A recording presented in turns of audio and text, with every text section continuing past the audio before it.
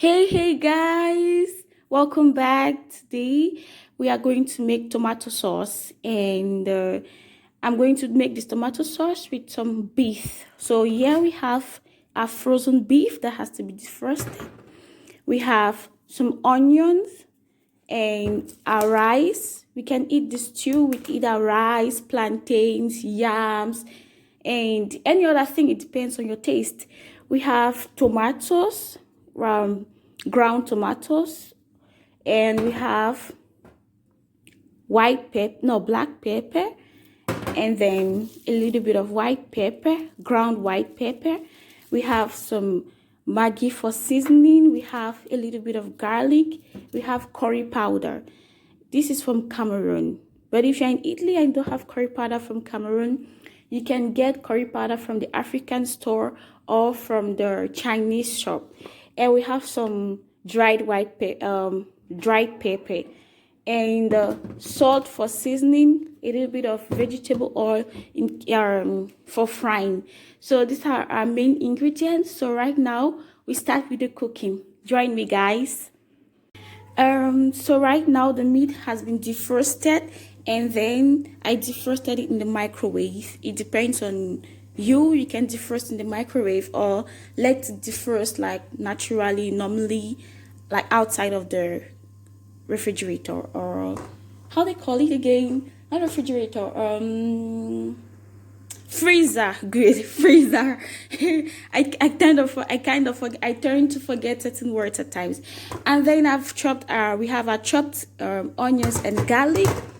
Right now I would like to boil the meat, and already started boiling water so that when I put the meat it starts cooking really fast. And I think this is a very good kitchen hack, I guess, cooking hack. So I put the meat into the pot of water and add some salt for seasoning, some maggi cube,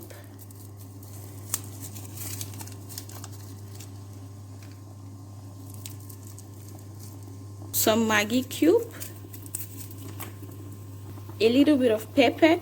I love pepper so much. It's one of my favorite spices. And I'm going to add some black pepper. And I think this is enough in order to cook our meat and for it to be well seasoned by the end of its cooking. Oh, I forgot. I had to add a little bit of onions for taste. So we add a little bit of onions.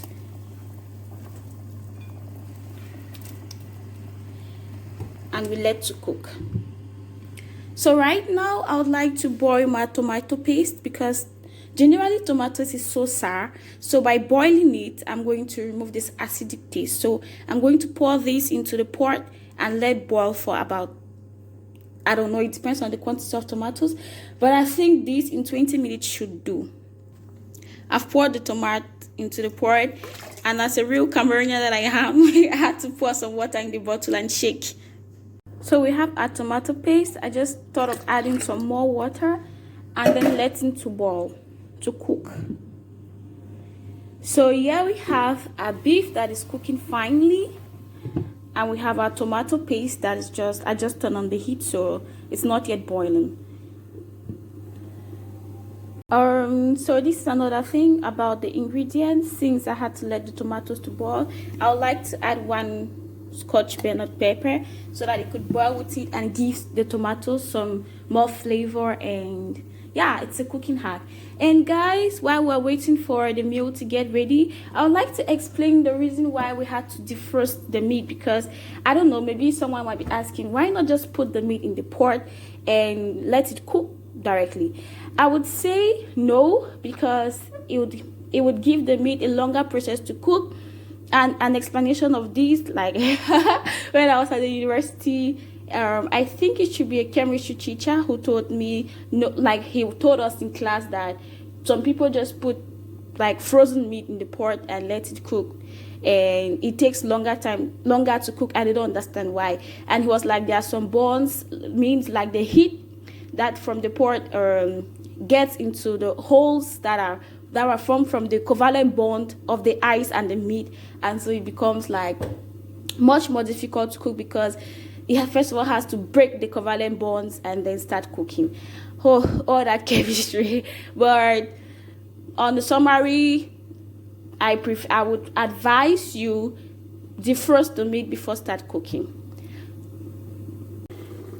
So the tomato paste has been cooking for a while now, and what I forgot to say is that I've been stirring it so it doesn't get burnt. So very soon it'll be ready enough for me to start making the stew proper. And our meat too has been boiling, and I also added some water to it so that it can cook properly and be soft, because I like it when meat is soft and tender. I don't like it when it's hard and you chew and it's kind of like tiring to chew meat that's not well cooked. So I prefer to cook it really well and properly. And so let's cover again and wait for them to cook properly, and then we start making our stew. So guys, while we are waiting, I would like you guys to give me any tips, like some tips, what you think I could do better, what you think I could do to ameliorate the channel. And you can also comment on the comment section and advise me on some recipes you would like to see or you would like me to make. Excuse me. Not necessarily Cameroonian meals, other meals, like other meal curiosities that you may have, and we'll see how we'll do about it. So while waiting, for those who are not yet subscribed, this is the right time for you to subscribe, like the video, comment, share to your friends and loved ones. This stew, this is a very good stew, I bet you, and you're going to see the results at the end. So yeah, we continue with our cooking. Stay tuned, guys. So guys, I removed the meat from the fire, I washed the pot, and now I'm going to let dry so I can pour in my vegetable oil and start frying the onions. Then while waiting for the pot to get dry, I'm going to chop my beef into smaller chunks. So our pot is dry. I'm going to pour in some vegetable oil. Since the pot is too hot, I'm just going to add in the onion and garlic immediately. We'll let this fry for a while, and then we add our tomato paste to it, and voila, that's it. So once the tomato paste, we're going to add our beef stock, which is the water we got from the meat that was boiling, and this will give a very, very good taste to the stew. Trust me, guys, trust me.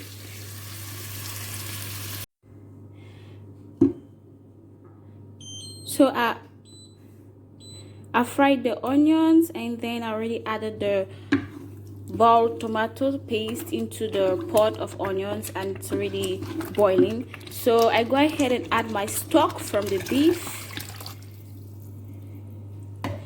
At this point, after adding the stock, I would like to add all the other ingredients that I had left.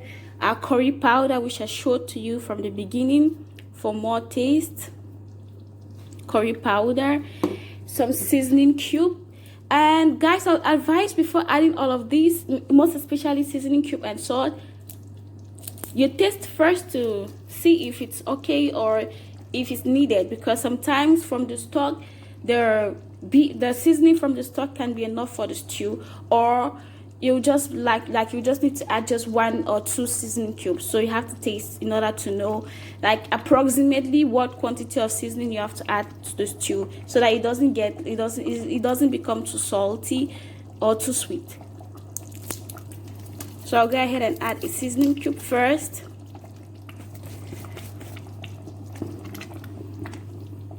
And stir. Put in a little bit of white pepper. Stir. And right now I'm going to taste so I can know if the seasoning is okay or not. So guys, I tasted the stew and I feel like I have to add some salt, and then 1 seasoning cube maggi. We call it in Cameroon maggi. This is Maggi Star. And you can get this from the African shop or the Chinese shop.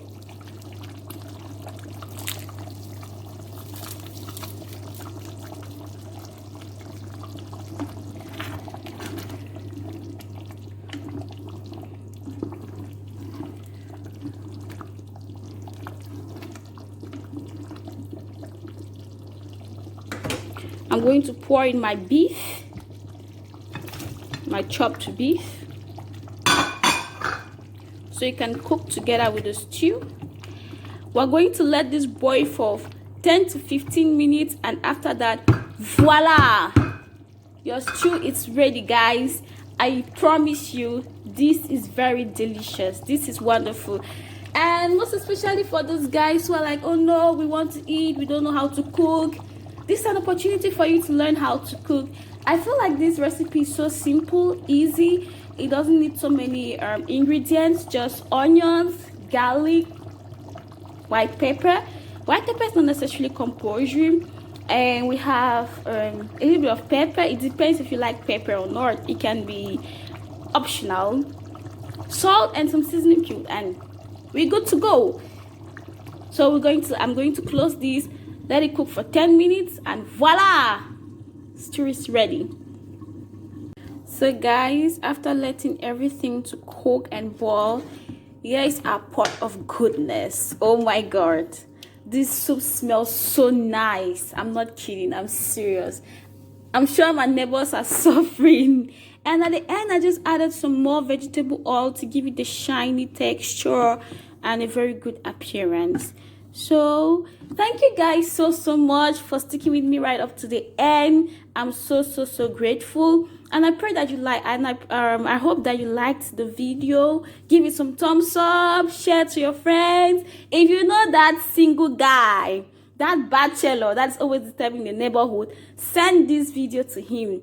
He has to start cooking. There is no excuse this time around.